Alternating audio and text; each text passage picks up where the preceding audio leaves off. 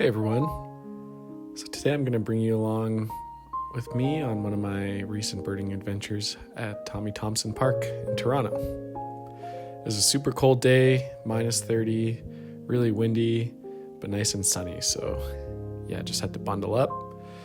There had been a king eider that was hanging out at the end of the peninsula for the last couple weeks that I've heard about. So I wanted to go find him, and that was my main goal for the day. So yeah, leaving the parking lot, it's a nice walk down the main trail. It's really cool mist over Lake Ontario that was getting blown in the wind. Caused this pretty epic lighting and scene over the lake. The forests were pretty quiet, but I did see my first couple chickadees along the trail while I was walking down the peninsula. Then I noticed something along the ground, and these were American tree sparrows feeding on what looked like some seeds that someone had left along the trail. So they were having a pretty good day in the sun, eating away.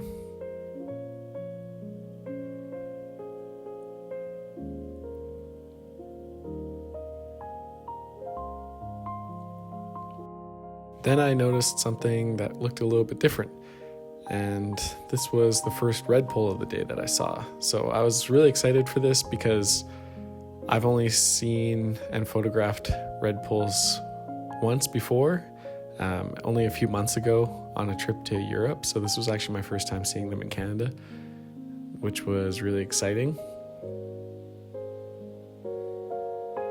So a couple of them were feeding on the ground as well, but then for the most part, there's a pretty large flock of them feeding on these cones up in the trees.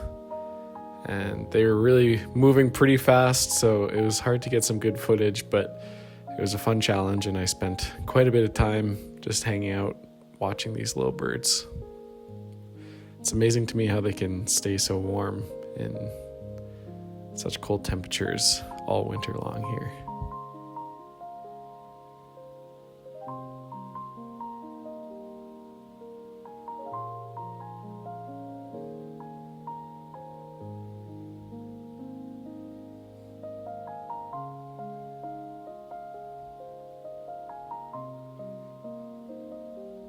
Yeah, it was really fun just filming them, watching them jump around from branch to branch and from cone to cone, and yeah, pretty amazing agility. And I really love seeing their little red cap in the sunshine.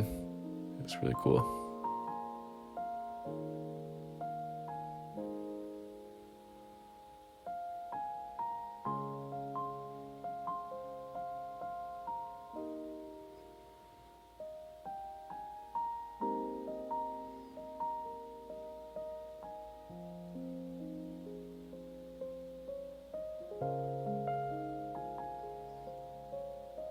I could have stayed filming those redpolls all day, but this crow flew over me and kind of snapped me out of it. And yeah, I remembered that I was here for a mission to see the king eider.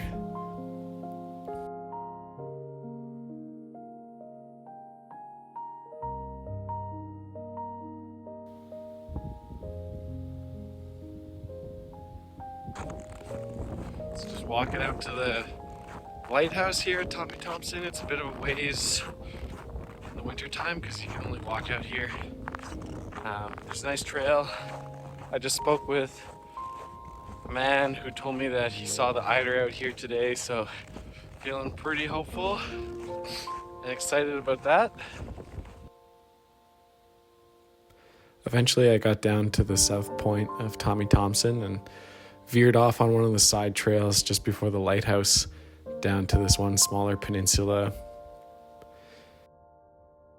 Yeah, it was really cool, super windy and cold, but you had a really nice view of downtown Toronto, and there was tons of different ducks right along the shore, which was really cool to see. Tons of long-tailed ducks, lots of golden eyes, some greater scops as well.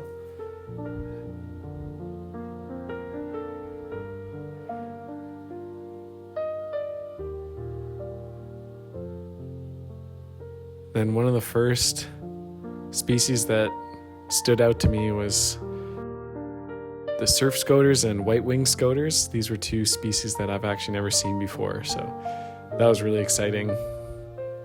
This is the white-winged scoter here. I love the white under their eye and the crazy shape of their beak. It's really interesting.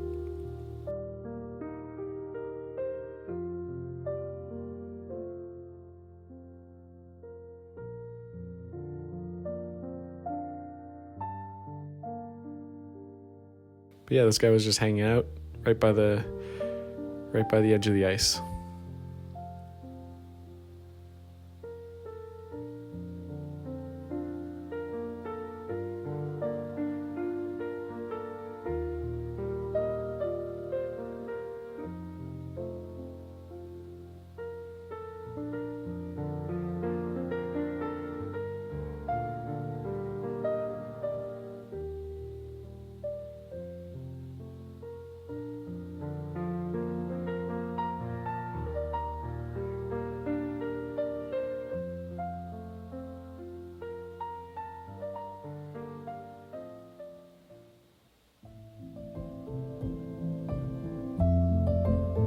I also love these long-tailed ducks. Along the shores of Lake Ontario in the winter, there's hundreds of them, but where I'm from in Ottawa, they're pretty rare to see.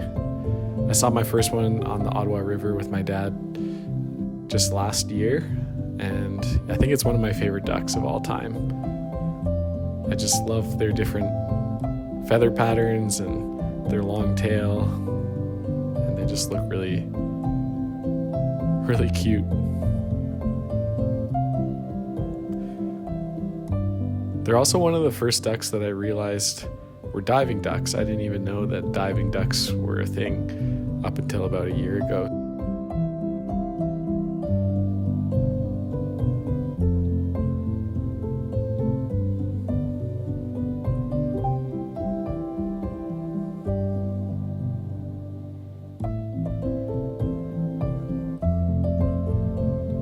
So cool seeing this group of them just hanging out in the wind and the cold temperatures, just in their element with all their buddies. You can really see their long tails curved up here, which I think is really neat.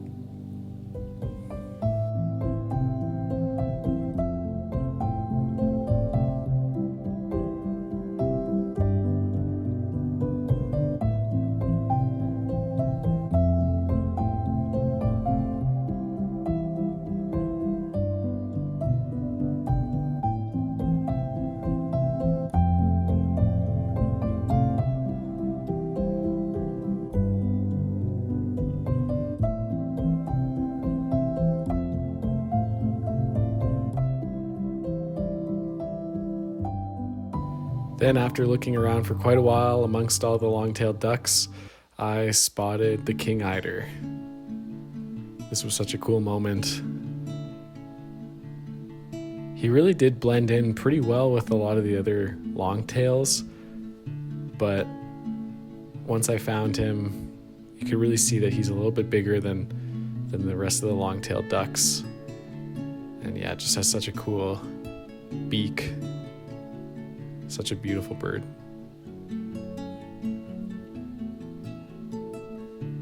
It's pretty rare to see one of these down in Lake Ontario like this.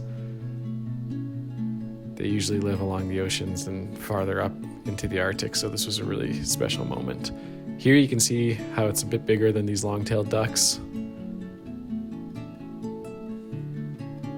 but blends in pretty good with them. Same kind of colors, other than the beak.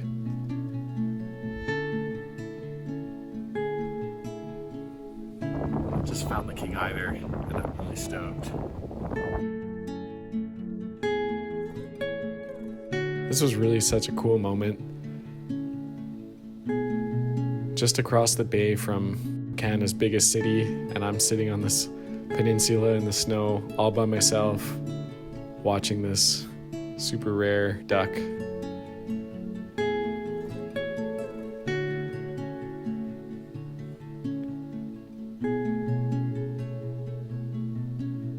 Really really makes you realize how important these green spaces are within urban areas.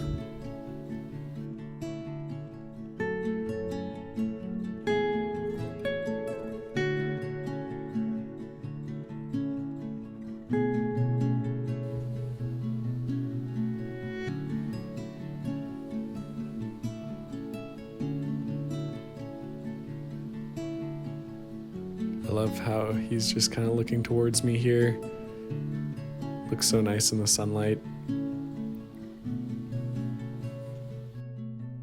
The king eider is an Arctic specialist. These king eiders breed in the high Arctic tundra and spend winters along icy coastal waters, often diving in extreme cold conditions. They're expert divers and can dive over 50 meters deep to feed on shellfish, sea urchins, and other marine invertebrates. They migrate long distances. Some populations travel thousands of kilometers between Arctic breeding grounds and wintering areas in the North Atlantic and the North Pacific.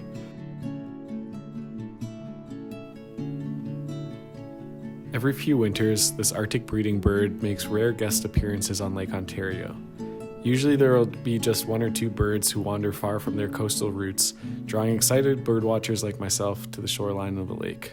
These unexpected visits are a small Arctic surprise in the heart of the Great Lakes.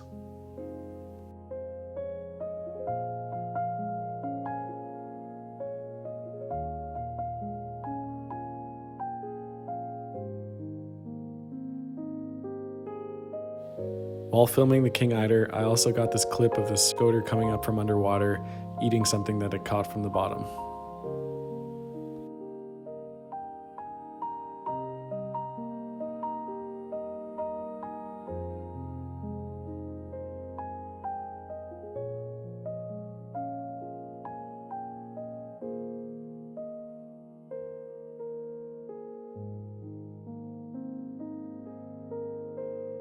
I was getting pretty cold, so it was about time to head out for the long walk back to the car. What an amazing afternoon spent on this point, all by myself outside of Canada's biggest city.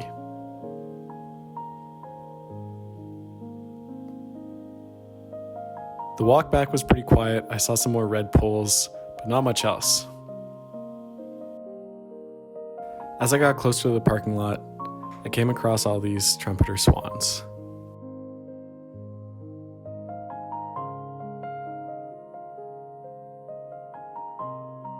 Trumpeter swans are actually the largest native waterfowl in North America. They can have wingspans up to 2.5 meters and weigh over 26 pounds.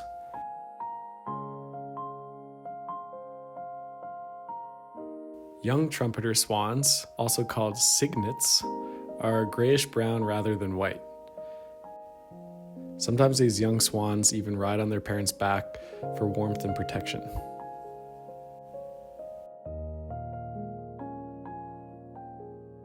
Their calls really do sound like trumpets. They're super loud, and it's what gives them their name. They actually nearly went extinct, and by the early 1900s, overhunting had reduced their populations to just a few dozen birds, but conservation efforts helped them recover. They also mate for life. Pairs form strong long-term bonds and often return to the same nesting territories each year.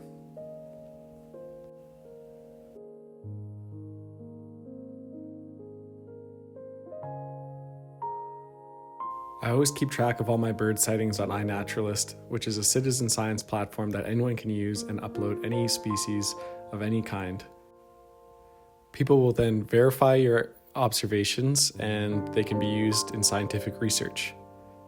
iNaturalist also has all kinds of projects that you can become a part of, and I am part of a Tag Trumpeter Swans of Ontario project where every time I see a trumpeter swan and it has a yellow tag with a number on it, you can upload your observation and input the number. Projects like this help researchers understand the lives of these amazing birds.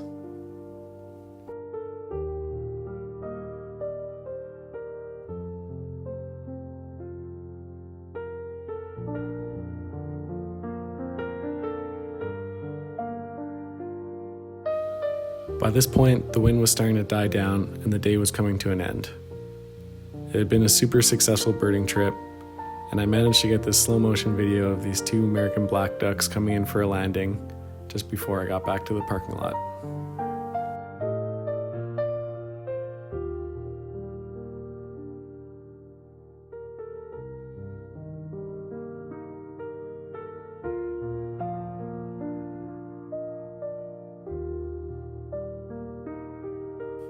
Protected areas like Tommy Thompson Park are lifelines for wildlife. They offer food, shelter, and safe places to rest in an otherwise crowded landscape.